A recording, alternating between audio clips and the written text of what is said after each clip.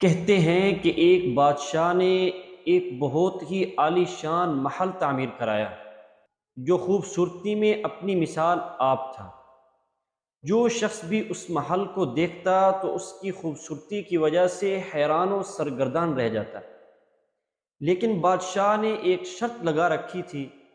کہ جو شخص اس پورے محل کا ایک معین وقت میں چکر لگائے گا تو وہ پورا محل اسے دے دیا جائے گا،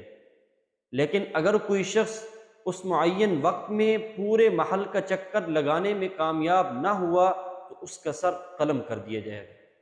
بہت سارے نوجوان منع کرنے کے باوجود اپنی جان گنوا بیٹھے۔ جو بھی اس محل میں داخل ہوتا پورا محل تو کیا آدھا محل ہی نہ دیکھ پاتا کہ وقت ختم ہو جاتا، اور وہ اپنی موت کا پیغام لے کر محل سے بہر آتا اور اس کا سر قلم کر دیا جاتا۔